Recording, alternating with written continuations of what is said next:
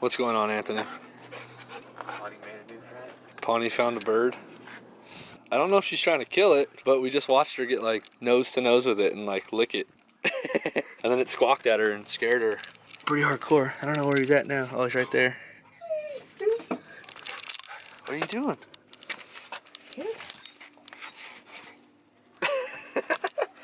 In other news, the E46, the Hail Mary, I should say. The Hail Mary's up on jack stands. As you guys know, we announced in a video when we're building the Missile Mary that we got partnered up with BC coilovers. So the Missile Mary has BC coilovers on it, as you can see by the sick sticker. BC coilovers on the Missile Mary, and then they sent us some 2-ways for the Hail Mary, and then we're also going to be getting a spare set of 2-ways for the Hail Mary. So all the cars are laced out with it. It's funny because my mom's Subaru, her STI, is actually laced up with some BC coilovers as well. And the Fiat is also laced up with BC coilovers. So pretty much everything we own has BCs on it. The only thing that didn't have them was the 7 Series, but Anthony's is also on BC coilovers. So his 7 Series over there is on BCs. I think we're the only ones with BCs right now out of all the friends, right? But we're going to change all that.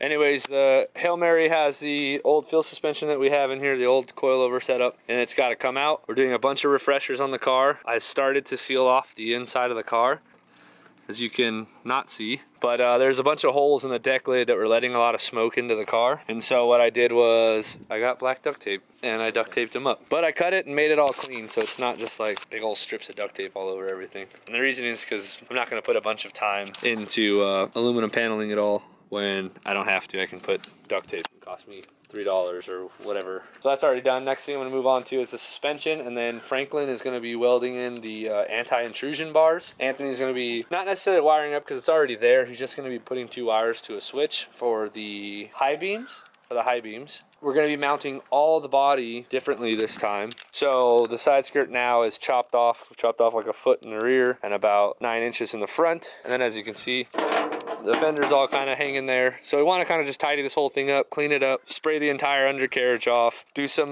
new inner tie rods on the front end for the SLR kit because these ones are a little worked. This side already popped off, don't look at that. And then freshen up like those rotors and stuff with some tricks that I figured out on this car that everybody freaking hates. But it looks good. So we're just going to do it anyways because whatever. That's pretty much it for season. And then we got to send it over to Sean over at Spartan Wraps to get the car wrapped with all the new vinyl. So today, doing the coilovers. You guys are probably wondering why there's not like a lot of driving in a bunch of these episodes. There will be more, but this is literally 80% of drifting is building and working on the car, maintaining it, putting new parts on it, things like that. It's kind of an off-season setup. Last year we didn't do too much driving between rounds or anything like that, but this year we have a lot more backing coming into the season, so we should be able to do a lot more driving. You probably noticed the new intro and the new outro as well. Shout out to Hannah for those. And we're just gonna keep going with this stuff and see where it takes us. But for now, coilover time.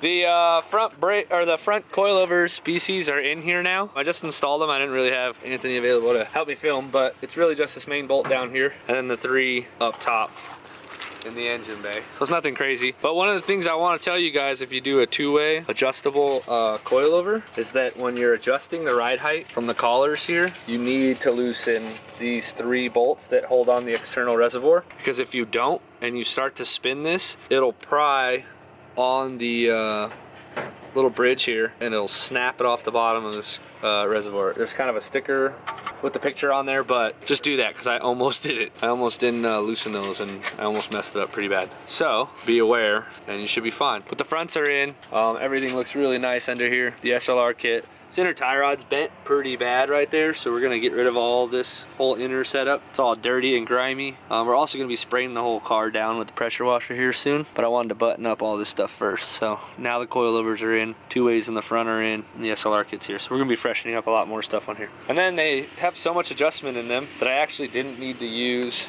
the old SLR top hats.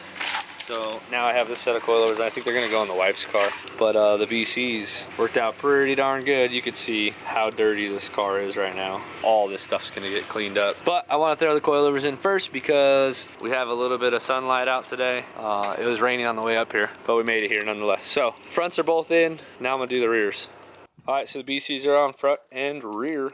Now I have the reservoirs. All this is like completely wrecked, so it's still all gonna get cleaned. The whole car's going through like a deep cleaning before it leaves here. But I'm gonna try to get some brackets that actually clamp onto here, and then we'll clamp the reservoir on like such, so then the line has a nice big loop and it's not rubbing on anything and stuff like that. But we have a place here locally that sells brackets and things like that.